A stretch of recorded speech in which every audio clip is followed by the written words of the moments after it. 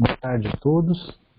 Essa é a nossa 70ª reunião do grupo que vem lendo e comentando o livro há 2 anos. Nós estamos agora no capítulo 7 da segunda parte, né? A nossa última reunião foi muito interessante porque a gente acabou lendo poucas páginas, mas as discussões foram bastante interessantes que a gente teve. Então, o que está acontecendo agora é que o Plínio, né, deixa eu voltar aqui.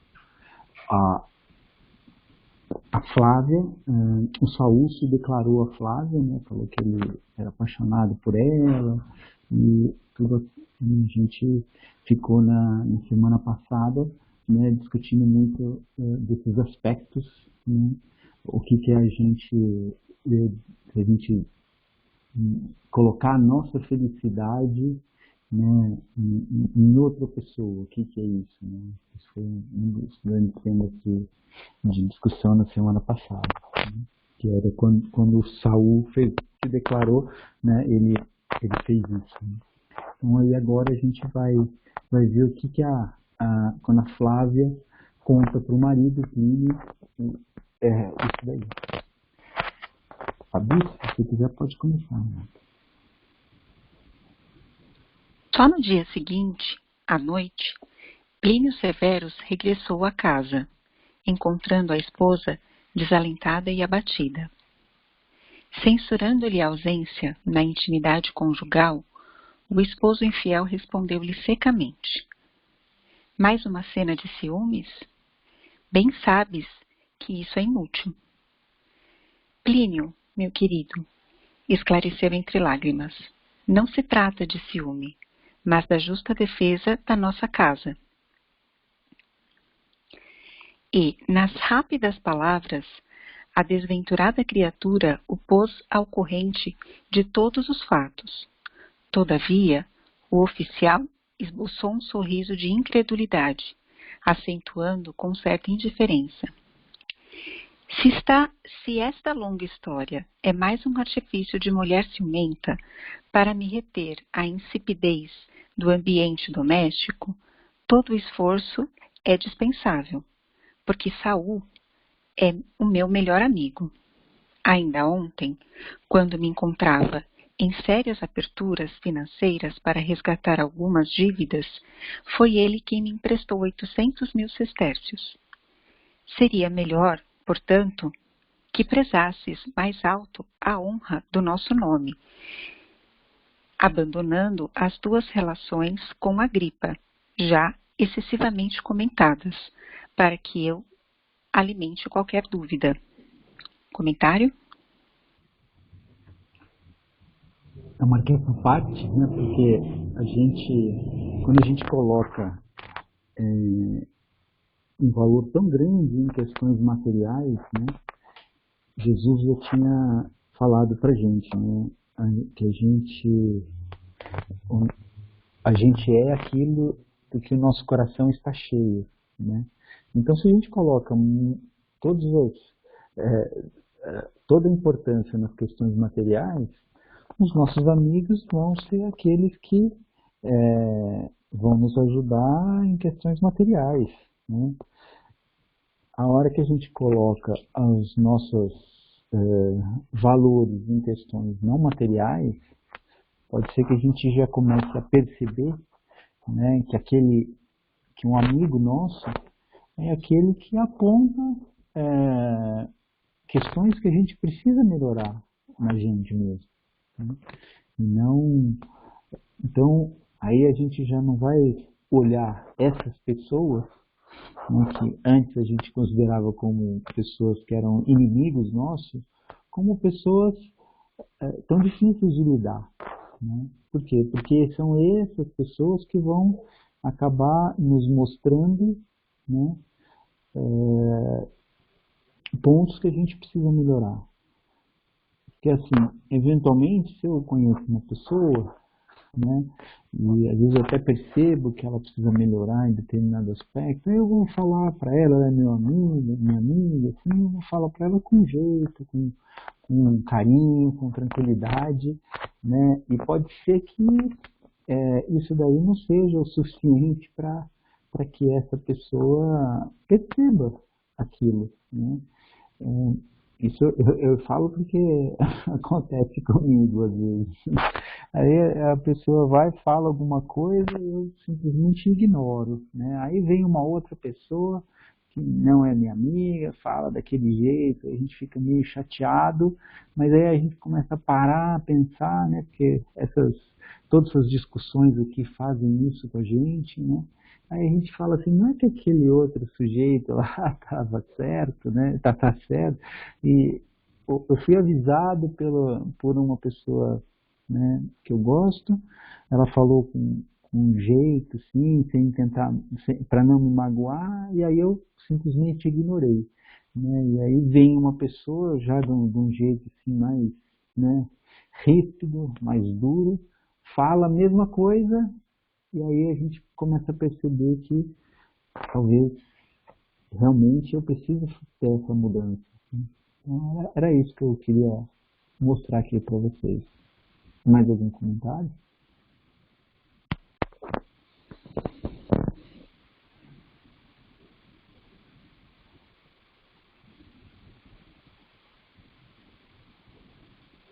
É bem a lição, né? Não se engane, né? Angélica, você consegue falar um pouquinho mais alto? É mesmo. É. Aí, ficou bom. Eu coloquei o microfone aqui do lado da minha boca. Acho que é a lição, né? Do não te enganes. Porque é o que você falou, né, Paulo? Não é o que... não é o que nós temos, né? É o que nós somos, né? Que é a importância. E acho que você ressaltou bem essa questão de onde a gente coloca as nossas prioridades, né? Se é no mundo material ou se é em algo fora da matéria, né? Eu acho que isso acaba fazendo, dando como a gente caminha nesse mundo e o que nós valorizamos na nossa vida, né? É isso aí, perfeito. Mais comentários? Pode seguir, Felipe. E, assim falando, retirou-se novamente para os prazeres da vida noturna, enquanto a consorte amargava em silêncio o seu inominável martírio moral, sentindo-se abandonada e incompreendida, sem qualquer esperança.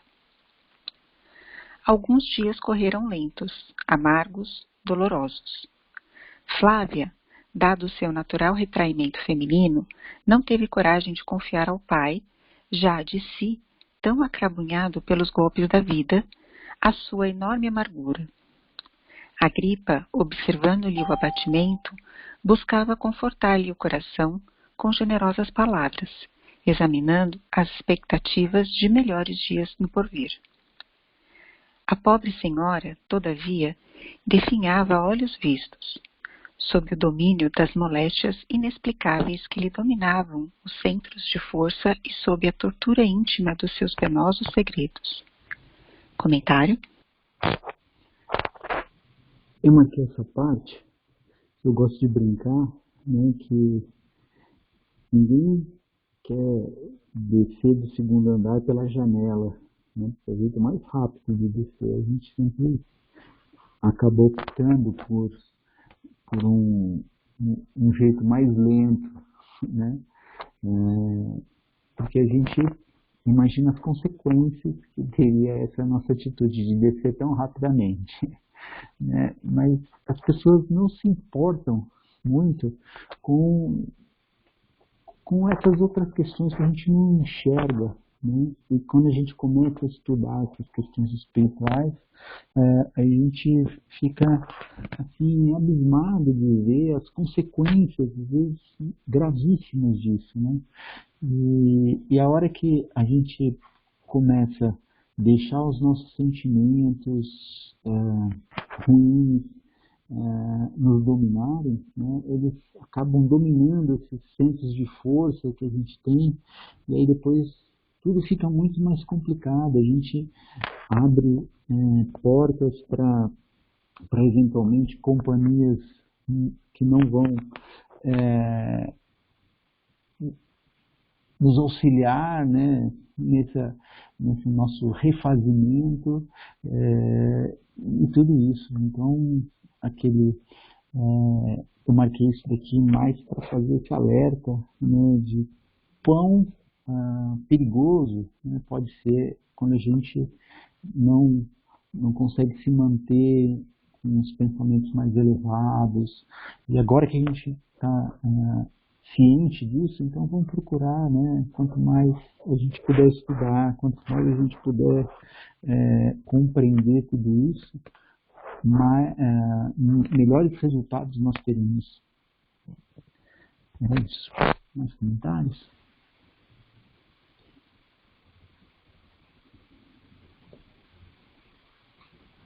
Eu acho que a gente desconhece ou conhece muito pouco sobre a capacidade da nossa própria mente, né?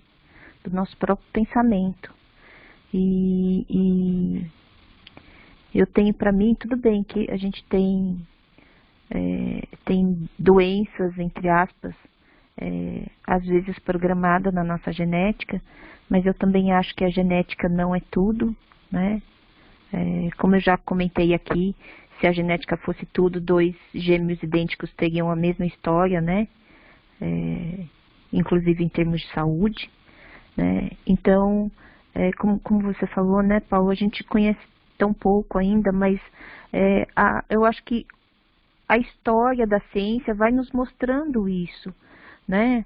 Até a descoberta dos seres microscópicos, a gente nem imaginava que existiam, né? Seres tão pequenininhos e que viviam dentro de nós e que eram capazes de promover determinadas doenças e às vezes até nos ajudar em determinadas questões de saúde, né? Porque é óbvio que as bactérias não são só ruins, elas também nos ajudam a manter a saúde do nosso corpo físico, né? Então acho que exatamente como a gente desconhece ainda tanto da nossa capacidade, do nosso corpo, né?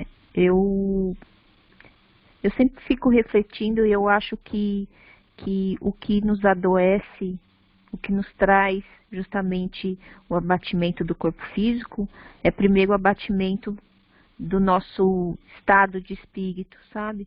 Então, para mim, eu tenho 2 palavras assim que eu sempre trago na minha vida, que eu acho que a gente tem que manter sempre o bom ânimo, né?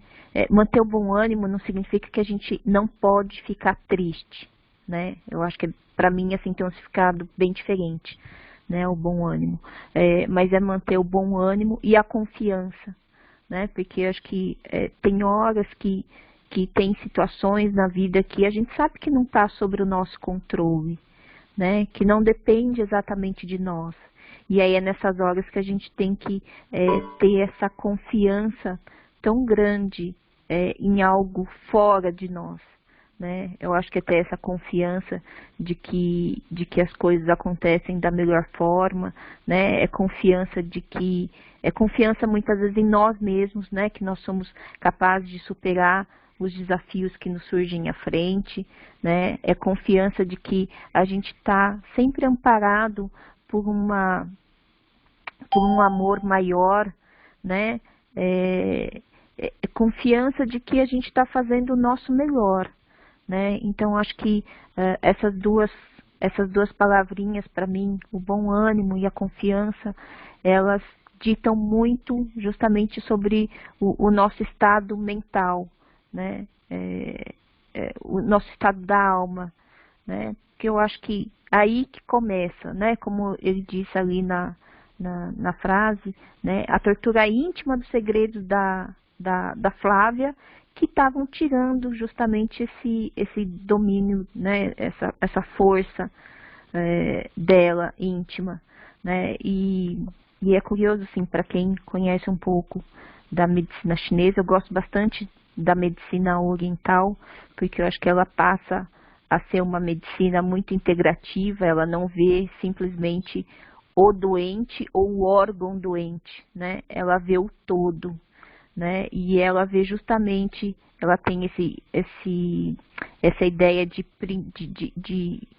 centros de forças que precisam estar equilibrados dentro de nós, né? Então eles trabalham com um conceito que eu acho muito bacana. Ele não trabalha com a doença, ele trabalha com o indivíduo como um todo, e esses centros de forças devem estar equilibrados ou serem reequilibrados, né, durante um tratamento. E é curioso como dentro da medicina oriental você não trata só justamente os aspectos físicos, né? Você trata também os aspectos emocionais, né? Porque a minha percepção é que é isso. O nosso estado altera muito a nossa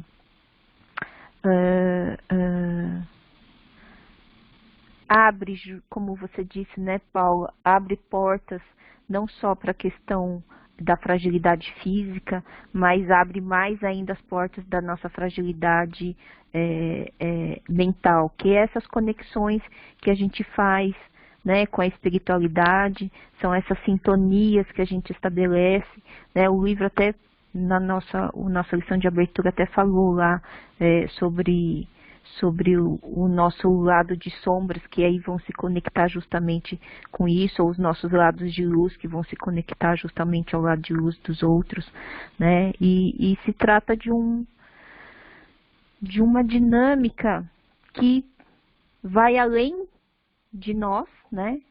Mas que ela começa com o nosso domínio, né? Porque somos nós que justamente abrimos essas brechas, que permitimos que o desequilíbrio venha ao nosso corpo físico e ao nosso corpo espiritual, né? E depois justamente reverter esse quadro, como nós não conhecemos justamente os mecanismos pelos quais isso acontece, obviamente que muitas vezes é difícil a gente trilhar o caminho contrário, né? Porque muitas vezes, às vezes a gente abala tanto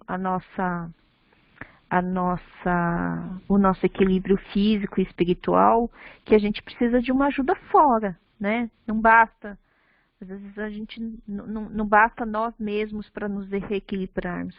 Acho que a gente ainda não está nesse ponto de entendimento, né? E muitas vezes a gente vai precisar justamente do outro, a gente vai precisar de um medicamento, a gente vai precisar de uma terapia, né? Então acho que, como você falou, né, Paulo, acho que o importante é a gente ter sempre em mente que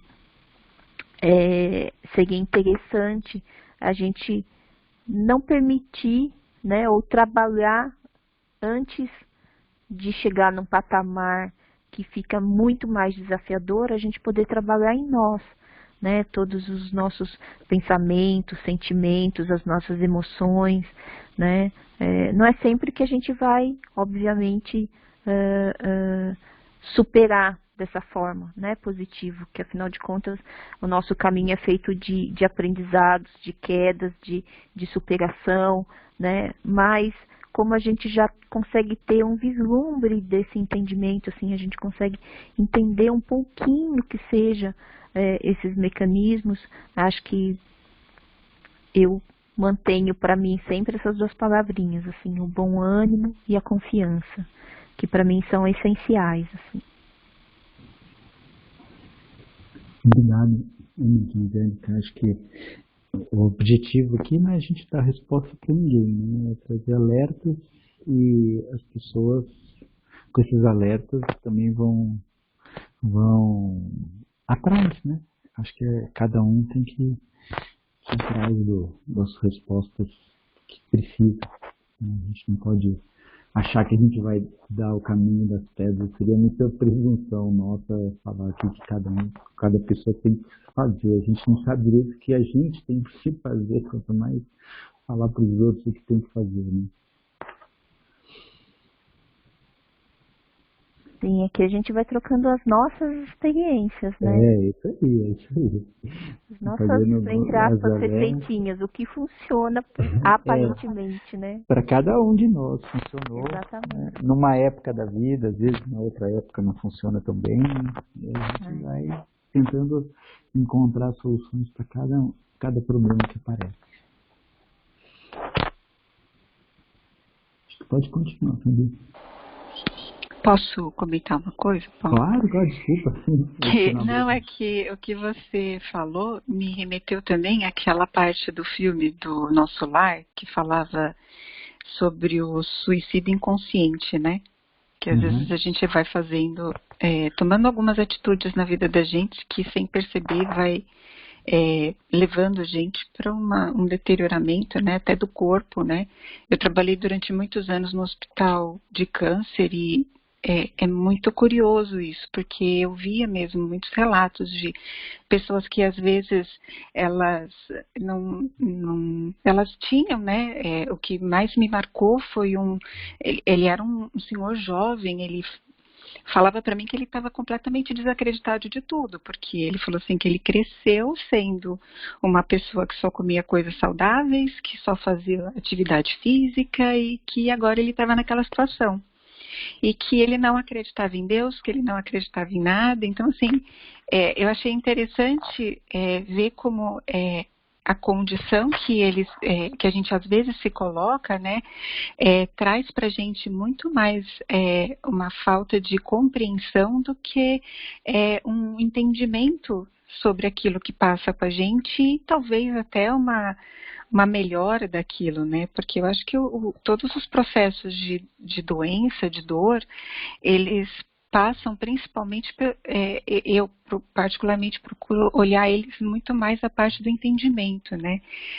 Entender qual é a minha responsabilidade com aquilo, né? Que aí eu concordo muito com a Angélica quando entra a questão da genética, porque eu particularmente estudo muito essa questão da genética com relação a como é o comportamento das pessoas com relação à alimentação delas e realmente, né, a genética não diz tudo, né, porque a gente aprende, hoje em dia a gente aprende que a gente consegue silenciar alguns genes e ativar outros genes e isso é muito curioso, né, e a gente consegue mesmo fazer vamos dizer assim, trabalhar melhor a nossa saúde e o nosso corpo, né?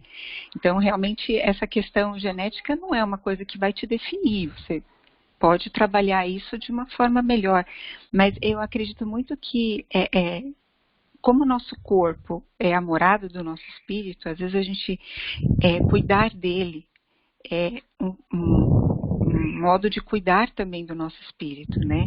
E eu colocaria, eu gostei do que a Angélica falou, da questão dessas duas palavras, da confiança e do bom ânimo, mas eu colocaria ainda uma terceira palavra que é o entendimento, que eu acho que para mim ele é fundamental em muitos sentidos da nossa vida, mesmo quando a gente está passando por alguma dificuldade, eu acho que a gente parar para tentar entender, eu acho que dá um outro sentido, por mais difícil que aquilo seja na nossa vida, né? Então, mas mais ou menos isso. Obrigado. Não, eu concordo. Acho que o negócio é que cada um tem que achar a sua solução, né? Então, para a Angélica, 2 palavras, para você 3, e aí para cada um, quantas palavras for necessário. Mas parte do que você falou e que a Angélica também, né? A gente olhar para dentro da gente, a gente procurar fazer essa avaliação. Luciana? Não, eu só queria fazer um comentário que a Fabi falou, né, sobre esse senhor que estava sendo tratado lá no Hospital do Câncer, né, e ele falou, né, que ele sempre foi super saudável, né, comia comidas saudáveis, fazia esporte, só que a única coisa dele que não era tão saudável era o espírito, né, vamos dizer assim, a mente dele que não era tão saudável, né, porque a cabeça é uma coisa que eu aprendi durante um período da minha vida, é que a nossa mente, ela pode ser a nossa melhor amiga, como ela pode ser a nossa pior inimiga. Então eu vi E assim que ela falou, eu quis só fazer esse comentário, né? Que é uma pena, né? A gente pode ser saudável pelo corpo e pela alma também, né? Então acho que era isso um pouco para ele que era o que estava faltando. Ele ser mais saudável dele, né? Emocional e espiritualmente também. É exatamente isso, Lu, que eu quis dizer. Você resumiu bem. E é muito curioso porque eu tive a oportunidade, porque a pessoa ela retorna várias vezes, né, para o tratamento. E cada vez que ele voltava, infelizmente ele estava mais emagrecido, infelizmente ele estava mais abatido, entendeu? Então, assim, a gente vê que às vezes a pessoa se deixa levar nesses processos, né? Infelizmente acontece isso que você falou mesmo. É triste isso, né, Fabi? Muito, muito triste. Eu acho que vai muito do que a gente está discutindo desde o começo, né? Sobre o que o Paulo falou no outro período ali, que justamente falando sobre a questão de a gente valoriza o material, né? É isso que a gente está valorizando, né? E como a Lu leu lá na lição de abertura sobre nós não nos sentirmos privilegiados, né? Então, não é porque a gente tem a saúde do corpo material, né, que isso significa alguma coisa diferente ou que nos exclua de outras provas, né? Porque às vezes a forma como a gente enxerga esses desafios que diz tudo, né? É o que vocês estão falando aí, né? Sobre a fortaleza da nossa mente ou não, da fragilidade disso tudo, né? Mas é aí, acho que quando os desafios surgem no nosso caminho, que a gente vai conseguir perceber justamente o domínio que a gente tem nos nossos valores, nas nossas crenças. É aí que as coisas surgem, né? É aí que acho que a gente acaba ficando desnudo, nem sempre para nós, mas talvez para as outras pessoas, né? Porque as nossas fragilidades aparecem, as nossas percepções sobre a vida aparecem e aí depende de cada um, né? Como é que vai enfrentar esses momentos de aprendizado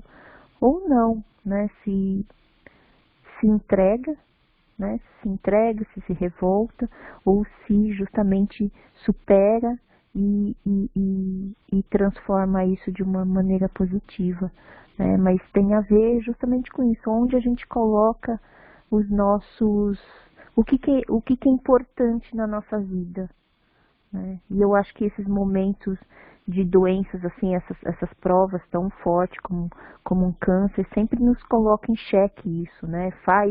A doença nessa gravidade faz com que nós coloquemos isso em xeque, né? Alguns podem não trilhar esse caminho, né? Porque se aprofundam dentro da própria tristeza, dentro das suas próprias emoções, mas a oportunidade está sempre lá posta, né? Para aqueles que querem trilhar esse caminho.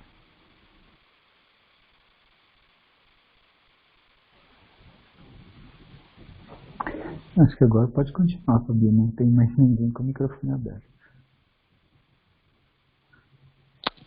Saúde de horas, como se tivesse todos os seus como se tivesse todos os seus instintos assolados, aqui instigados, né, por aquele minuto em que tivera entre os braços impetuosos a mulher dos seus desejos impulsivos, jurava, intimamente, possuí-la a qualquer preço, enchendo-se dos mais terríveis propósitos de vingança contra o filho mais velho de Flamínio.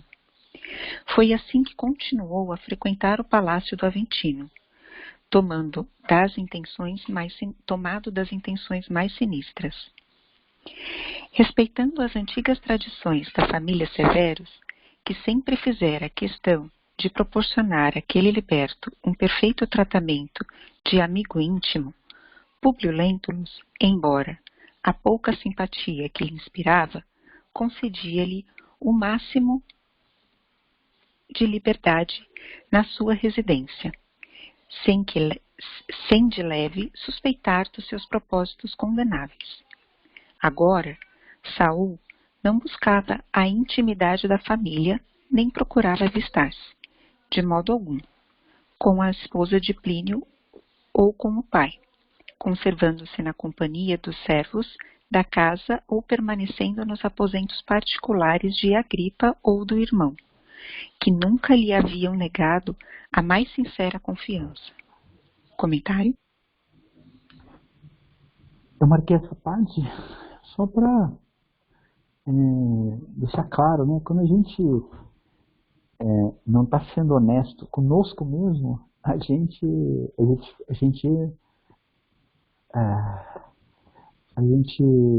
mostra isso para a gente mesmo, né? A gente às vezes quer se iludir com alguma coisa, mas se lá no íntimo a gente sabe que a gente está fazendo errado, né? A gente vai já começar a ter que lidar com isso. E era isso, ele sabia que aquilo que ele estava fazendo não era certo, e aí ele não conseguia nem olhar mais para a esposa do Plínio e para o pai dela, né?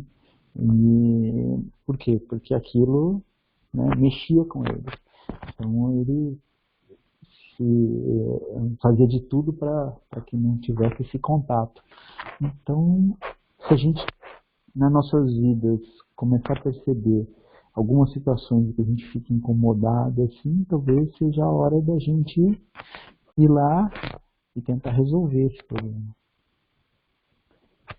Então é isso. Mais comentários?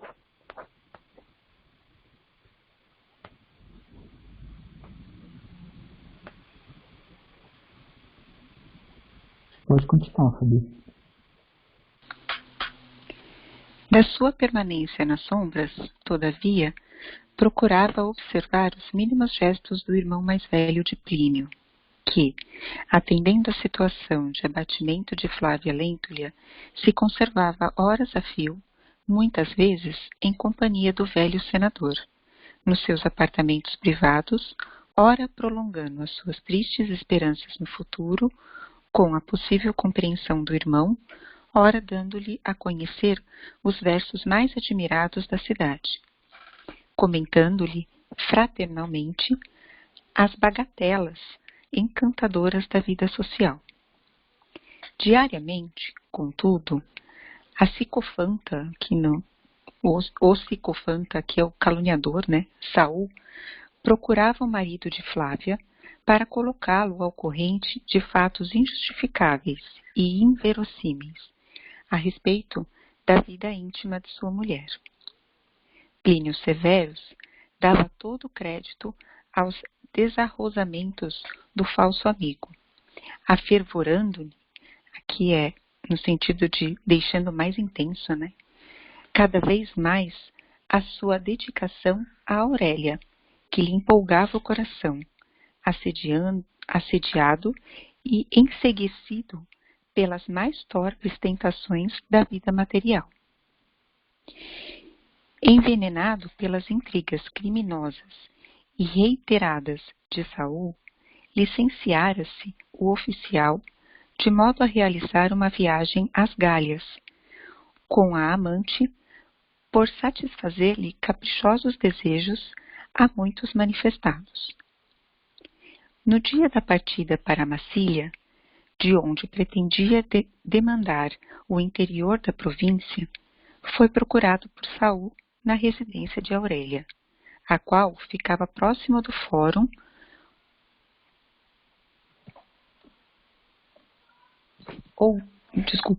ouvindo-lhe em febre de ódio as mais tremendas afirmativas, terminadas com essa aleivosa, caluniosa, né, sugestão. Se quiseres verificar por ti mesmo a traição de Agripa e tua mulher, volta à noite, furtivamente, à tua casa e busca penetrar inesperadamente no teu quarto. Não precisarás, então, dos zelos da minha dedicação amiga, porque encontrarás teu irmão em atitudes decisivas. Naquele momento, Plínio Severus ultimava os preparativos de viagem, tendo mesmo, pela manhã, apresentado suas despedidas em casa, aos mais íntimos familiares.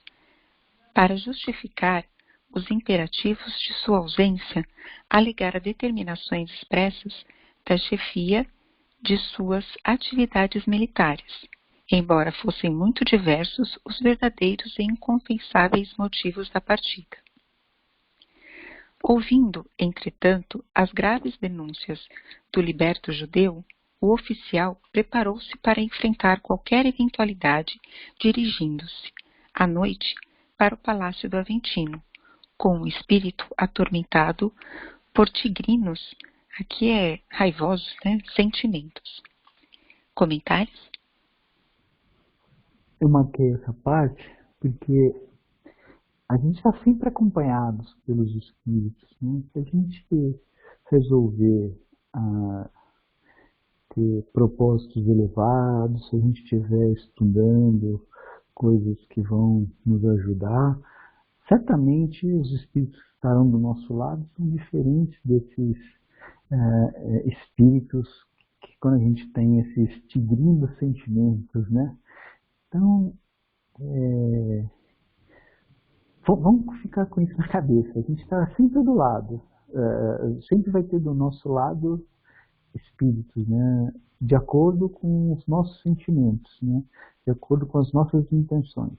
E elas são o nosso ponto de ligação com esses espíritos, né? Se a gente tiver sentimentos e intenções elevadas, virão espíritos elevados. Se a gente tiver sentimentos e intenções mais ou menos, virão espíritos mais ou menos. Se a gente tiver sentimentos e intenções tigrinas, né, virão os espíritos que vão se afinar a isso. Então, era esse alerta para a gente aí, um motivo para a gente estar sempre procurando melhorar, né? Hoje a gente está sempre falando dessas questões não materiais que nos afetam muito. Então, esse é mais um aspecto. Comentários? Orai e vigiai, né, Paulo? E eu acho que é um orar e vigiar para nós mesmos, né? Assim, antes de tudo, somos nós que desviamos nossos sentimentos, nossos pensamentos, né? Somos nós que descarrilhamos nossas emoções, né? Aqui a gente vê claramente, assim, o pensamento atormentado do Plínio, né? E assim, o que motiva ele, né? Porque é curioso, assim, ele quer ter a vida dele do jeito que ele bem entende, ele não quer resolver os problemas, porque para ele isso tira ele dos momentos de prazer, né? Ao mesmo tempo, a esposa dele não pode ter a vida íntima, de amizade com o irmão, né? Então, acho que quando a gente se vê assim tão perturbado pelas nossas emoções, acho que a gente tem que parar e refletir o que essas emoções estão invocando em nós, né? Porque aqui a gente percebe assim o quanto o Plínio acaba tendo uma visão tão egoísta assim de amor, né? Nem sei se assim ele ama de uma forma muito material, muito possessiva, muito dominadora, né? E ele não consegue perceber, ele não consegue estender uma mão de amparo à própria esposa, e ao mesmo tempo ele permite que as emoções dele descarrilhem por essas emoções materiais, né? E acho que quando a gente está imerso nessas emoções, a gente já falou aqui, eu me lembro do Paulo falando sobre o tom das nossas emoções, né? Que às vezes a gente coloca um colorido demasiado nas situações, e é isso, às vezes a gente coloca um colorido tão intenso nos acontecimentos que a gente não é capaz de perceber de fato a realidade das coisas, e a gente cria muito na nossa mente, né? E aí a gente abre, como a gente já estava falando, a gente abre a porta para as influências que também não são tão benéficas para nós e que se comprazem dessas mesmas emoções, né? E eu acho que a gente acaba ficando enceguecido primeiro por nós mesmos, né? E num segundo momento pode ser a gente fica enceguecido pelas influências que nos envolve, né? Mas sem esquecer, eu acho que o importante é não esquecer que o domínio é nosso, acima de tudo, né? Somos nós que nos permitimos descarrilhar as nossas emoções e nos deixarmos atormentar por esses sentimentos tigrinos, né? Então, acho que fico pensando que, como disse a Fabi, a questão do orar e vigiar, sempre primeiro com relação aos nossos próprios pensamentos, às nossas próprias emoções, né? Porque somos nós os guardiões das nossas próprias atitudes, né? O que a gente não pode é depois virar e falar assim, não, mas eu estava influenciado por outros espíritos, né, que me atormentavam, né? Acho que a gente não pode perder essa perspectiva de que a responsabilidade é sempre nossa, de início, né?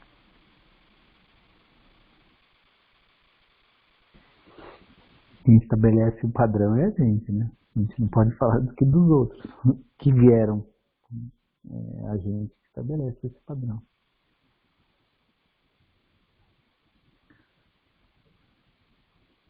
Você pode continuar, Fabi. O liberto, porém, que planejava executar seus projetos criminosos, nas suas intenções impiedosas e terríveis, postou-se, à noitinha, com a cumplicidade natural de todos os servidores da casa, nos apartamentos particulares de Agripa, procedendo de tal modo que os próprios escravos não poderiam atinar, que eu acho que está no sentido de perceber, né, com a sua permanência nos aposentos referidos. À noite, Plínio Severus procurou a casa, inopinadamente, com surpresa para alguns criados, que tinham ciência de suas despedidas, e, sem dizer palavra, enceguecido pelas calúnias injuriosas do falso amigo, penetrou cautelosamente no gabinete da esposa, ouvindo a voz despreocupada do irmão, embora não conseguisse identificar o que dizia. Abrindo um pouco a cortina sedosa e delicada, viu Agripa nos seus gestos de carinho íntimo e fraterno, acariciando as mãos de Flávia, com um leve e doce sorriso. Por muito tempo observou-lhes, ansioso, os menores gestos, surpreendendo-lhes as recíprocas demonstrações de suave estima fraternal, representados agora a seus olhos cegos de ódio e ciúmes, como os mais francos indícios de prevaricação e adultério. No auge da desesperação, abriu as cortinas num gesto brusco, penetrando a câmara conjugal, como se fora um tigre atormentado. Infames! Acentuou em voz baixa e enérgica, procurando evitar a escandalosa assistência dos criados. Então, é deste modo que manifestam respeito devido à dignidade do nosso nome? Flávia Lentulha, com os seus padecimentos físicos fundamente agravados, fez-se pálida de neve, enquanto Agripa enfrentava o terrível olhar do irmão, singularmente surpreendido. Plínio, com que direito me insultas desta forma? Perguntou ele energicamente. Saiamos daqui imediatamente. Discutiremos as tuas injuriosas interpelações no meu quarto. Aqui permanece uma nobre criatura enferma e abandonada pelo esposo, que lhe humilha o nome e os melindres com a vileza de um proceder criminoso e injustificável. Uma senhora que requer o nosso amparo e o nosso respeito. Os olhos de Plínio Severus fuzilavam de ódio, enquanto o irmão se levantou, serenamente retirando-se para os seus aposentos, acompanhado do oficial que fremia, aqui, no sentido de tremia, né, de raiva, agravada pela humilhação que lhe infligia a calma superior do adversário. Chegados, porém, aos aposentos de Agripa, depois de numerosas acusações e reprimendas, explodia em exclamações deste deste tipo, né? Vamos, explica-te, traidor. Então, lanças a lama da tua ignomínia sobre o meu nome e te acovardas nesta serenidade incompreensível? Plínio, disse ponderadamente Agripa, obrigando o interlocutor a calar por alguns momentos. É tempo de pôres termo aos teus desatinos. Como poderás provar semelhante calúnia contra mim, que sempre te desejei o maior bem? Qualquer comentário menos digno acerca da conduta de tua mulher é um crime imperdoável. Falo-te, nesta hora grave dos nossos destinos, invocando a memória irrepreensível de nossos pais e o nosso passado de sinceridade e confiança fraterna. Comentário? Eu marquei essa parte porque a gente vai perceber agora, e daqui a pouco tem mais uma outra parte que eu marquei também, né? As duas estão relacionadas, que se o irmão, né, que eu tinha feito uma vez, aí eu tinha comentado, né, que o Plínio tinha atitudes muito próximas, né, num certo sentido, ao do Públio, né? Só que o Públio, ele já estava num nível diferente, porque se ele não conseguia controlar as emoções, mas ele respeitava a esposa dele, dava liberdade para ela ter uma outra crença, que isso era tudo muito complicado na época ainda. E o Plínio não fazia isso. Mas a gente vai ver que o Agripa, né, ele não tinha atitudes dessa forma, né? Ele tinha atitudes muito mais serenas do que o irmão, né? E o fato dele ter essa atitude mais serena fazia com que ele olhasse as coisas também de uma outra forma, né? Então acho que esse é mais outro conselho, né? Quando a gente começa a ver o mundo assim muito ruim, né? Só enxerga coisas ruins no mundo, talvez a gente precise acalmar nosso coração, né? Porque a hora que a gente fizer isso, a gente vai começar a ver as coisas, né, com mais próximas ao que elas são, né? Sem, como a Angélica brincou, né, se a gente colocar cores tão intensas, né? Porque essas cores tão intensas que a gente pinta o mundo, aí a gente está deixando as nossas emoções, né, falarem mais alto, né? E assim a gente tem que aprender a serenar, né, a harmonizar mais as nossas emoções para que a gente consiga enxergar as coisas mais próximas ao que elas são, efetivamente. Mais comentários?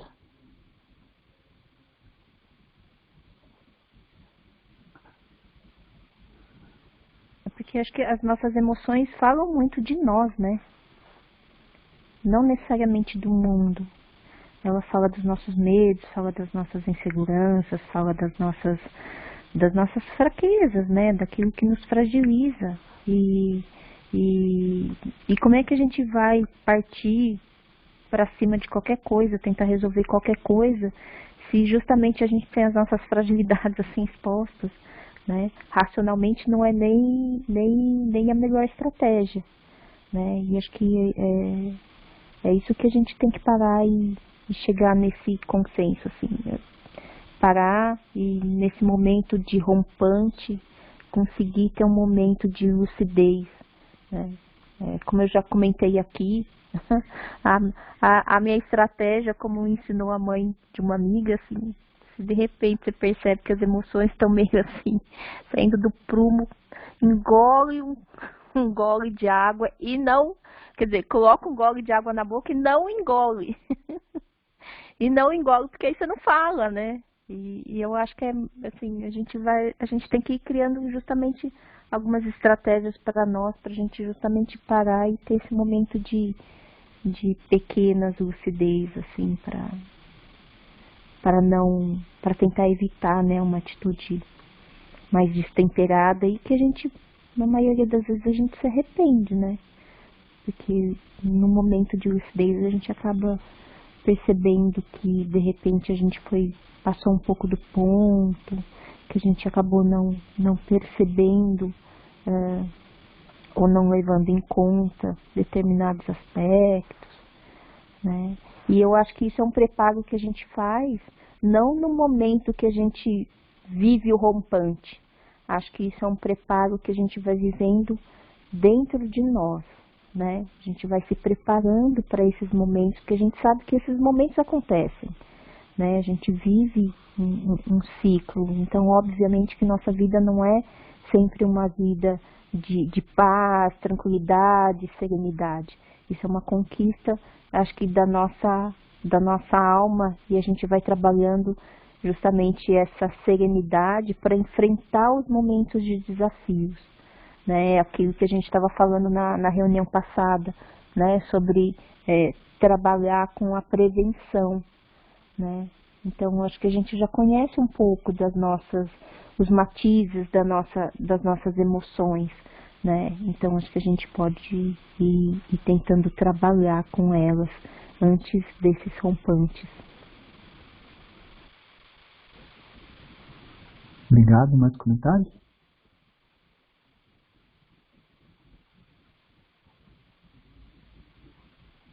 Pode continuar, Fabi. O impetuoso oficial quase se imobilizara como um leão ferido, ouvindo essas ponderações superiores e calmas, enquanto Agripa continuava a externar suas impressões mais íntimas e mais sinceras.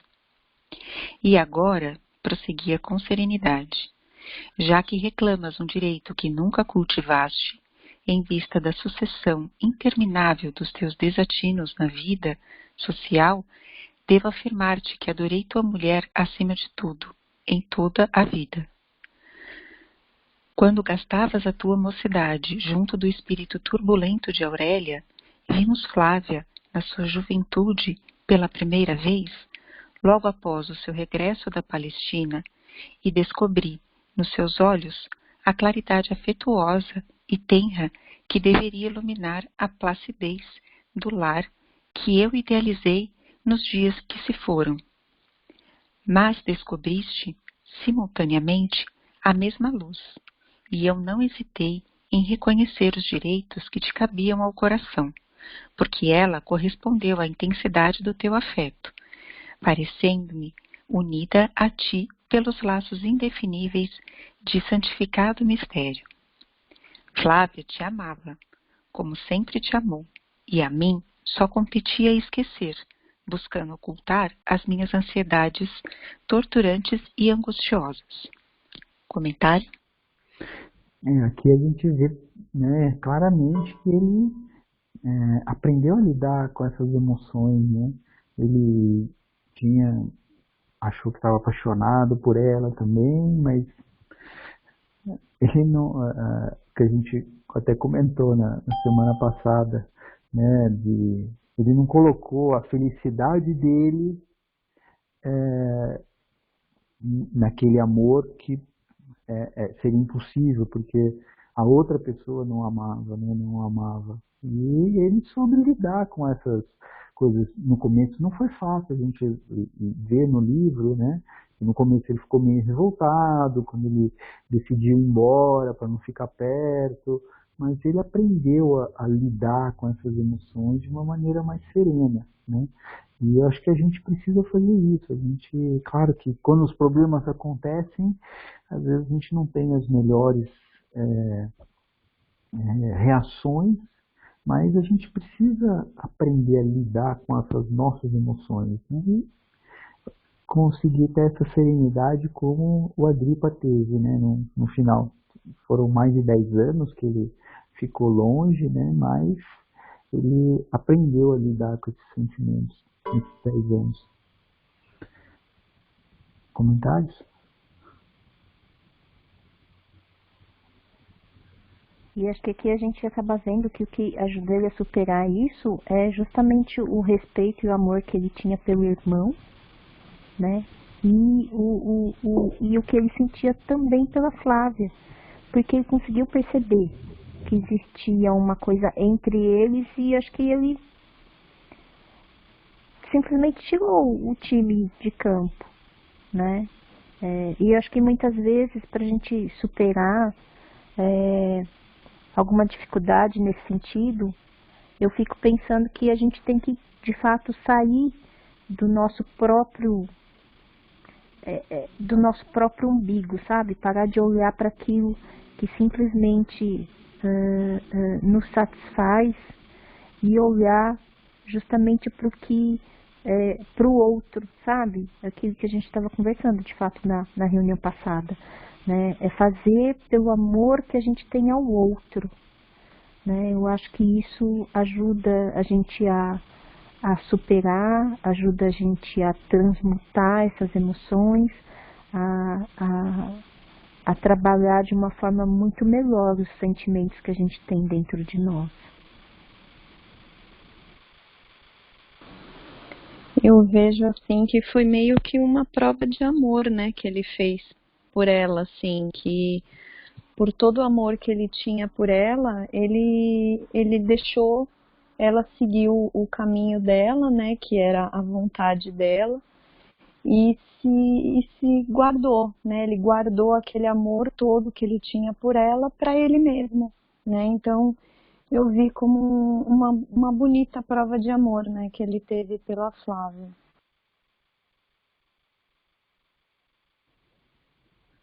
Mais comentários?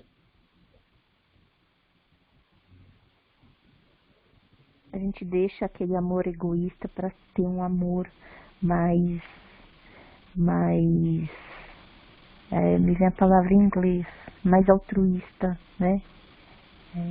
Exatamente. Que a gente tenta justamente a ter pelo outro, não só por nós, né? Exato. E esse amor mais altruísta é mais próximo do amor verdadeiro, né?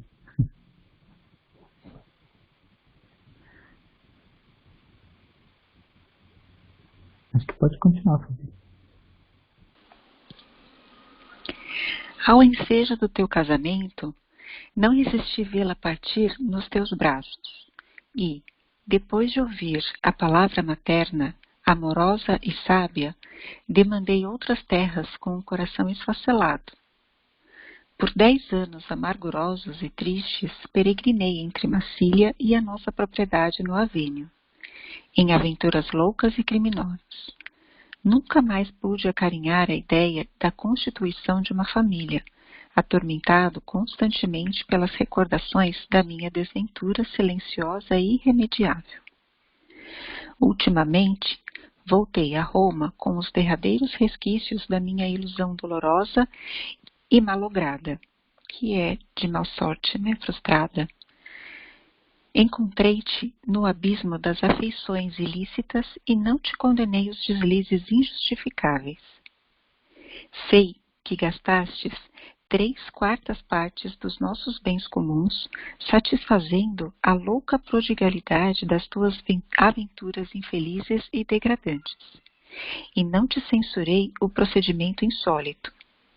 E aqui, nesta casa, sob este teto que constitui para nós ambos o prolongamento carinhoso do teto paternal, não tenho sido para tua nobre mulher senão um irmão dedicado e amigo. Vendo-se acusado claramente por suas faltas e sentindo-se ferido nas suas vaidades de homem, Plínio Severo reagiu com mais ferocidade, exclamando exaltadamente na sua desesperação: infame! É inútil aparentares esta superioridade inacreditável.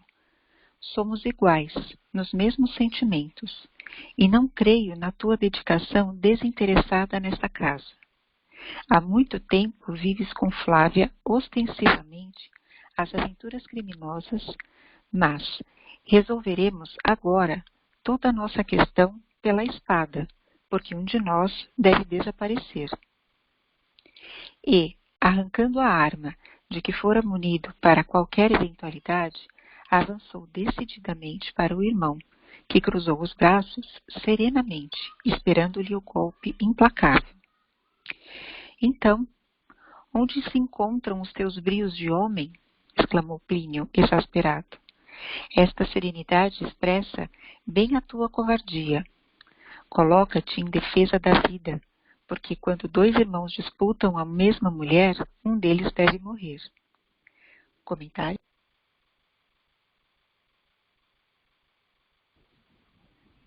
Desculpa, eu não estava conseguindo abrir o microfone. Eu marquei essa parte, né?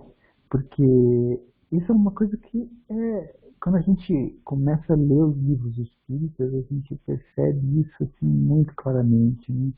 Que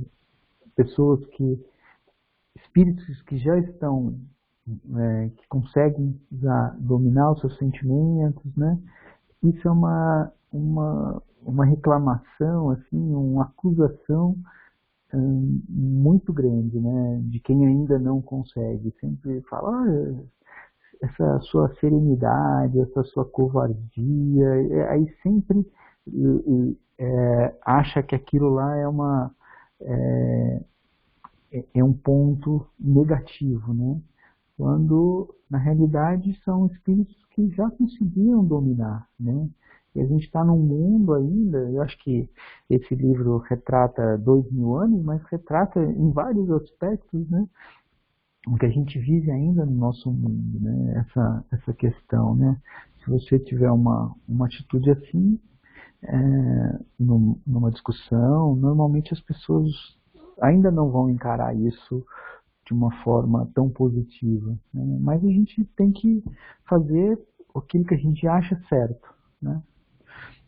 Sem se importar muito com o mundo, porque senão, se a gente fizer coisas que a gente não acha certo, depois a gente vai se arrepender. Isso foi outro debate grande lá na semana passada, que foi bem legal. Mais comentários?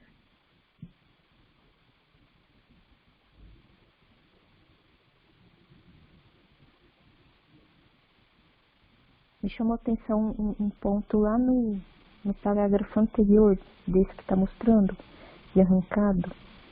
Ele coloca ali assim, ó, e não creio na sua dedicação desinteressada nesta casa.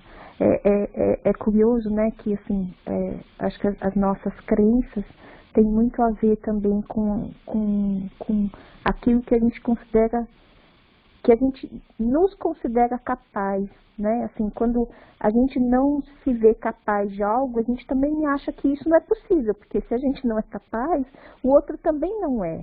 Assim como o contrário, né? Quando a gente acha que o outro é capaz de uma coisa tão horrenda, é porque a gente reconhece isso em nós, no nosso passado, né? A gente pode, claro, não necessariamente no nosso passado desta vida, né? Mas no passado de vidas anteriores.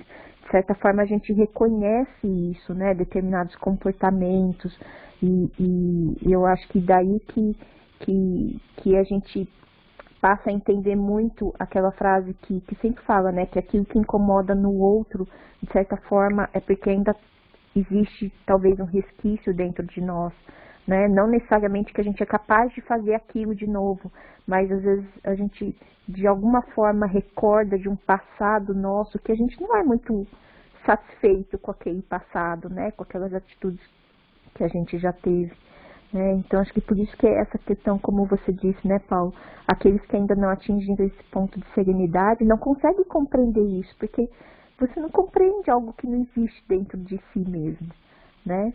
Então eu acho que isso acaba servindo de reflexão justamente para o que domina as nossas emoções, né? E que tipo de emoções, que tipo de emoções, de sentimento a gente quer cultivar, né? Porque quando a gente não reconhece É porque a gente ainda está trabalhando nelas, pela conquista delas.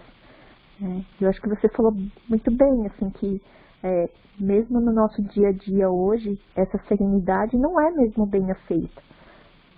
Né? As pessoas veem de uma maneira ainda muito, muito negativa, porque acho que ainda é uma conquista da nossa alma, do nosso estágio atual de evolução, né? E eu acho que por isso que, como disse ali, em algum ponto o Agripa falou, né, sobre a confiança fraterna que eles aprenderam, né? E que o Agripa ele cultiva isso, né? Coisa que infelizmente o irmão não é lá pra cima, eu acho. Acho que quando eles acabam de sair do quarto, eles entram no quarto. Ali, confiança ali, ó, no final do primeiro parágrafo. Confiança fraterna. Nosso passado de sinceridade e confiança fraterna. Então, acho que assim, é algo que ele cultivou, né? E é isso que trouxe sempre forças a ele. E por isso que ele, a partir desse sentimento, desse entendimento de confiança fraterna, que ele diz que ele nunca julgou o irmão. Né? Por mais que ele achasse tudo aquilo indevido, ele nunca foi lá e acusou o irmão de nada. Né? Então, acho que... Por isso que para mim também confiança é um ponto muito, muito importante assim, no meu dia a dia. Porque acho que a confiança faz com que justamente a gente, como a gente percebe, né, o mundo e como a gente caminha em meio a esses desafios que surgem na nossa vida. Né? Eu acho que a confiança nos dá uma solidez maior, assim, e eu acho que eu trago isso muito também, né, de aprendizado de família, né, de amigos que sempre me cercaram. Né, eu acho que é uma coisa que a gente vai construindo e nos dá essa solidez, né, ao longo da vida. Legal, obrigado. Mais comentários?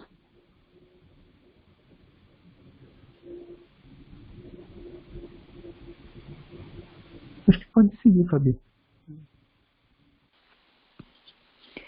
Agripa Severus, porém, sorriu tristemente, retorquindo: Não retardes muito a consumação dos teus propósitos, porque me prestarás o bem supremo da sepultura, já que a minha vida, com as tuas torturas de cada instante, nada mais representa que um caminho escabroso e longo para a morte. Reconhecendo-lhe a nobreza e o heroísmo, mas acreditando na infidelidade da mulher, Plínio guardou novamente a espada, exclamando: Está bem, eu podia eliminar-te, mas não o faço, em consideração à memória de nossos pais inesquecíveis. Todavia, continuando a acreditar na tua infâmia, partirei daqui para sempre, levando no íntimo a certeza de que tenho, em teu espírito de traidor, o meu maior e pior inimigo. Sem mais palavra, Plínio retirou-se, a passos largos, enquanto o irmão, caminhando até a porta, lançava-lhe um derradeiro apelo afetuoso para que não se fosse.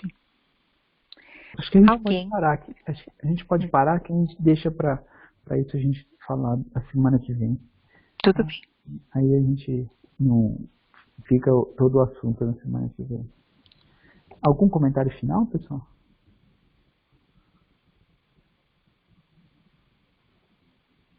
Então vou parar a gravação.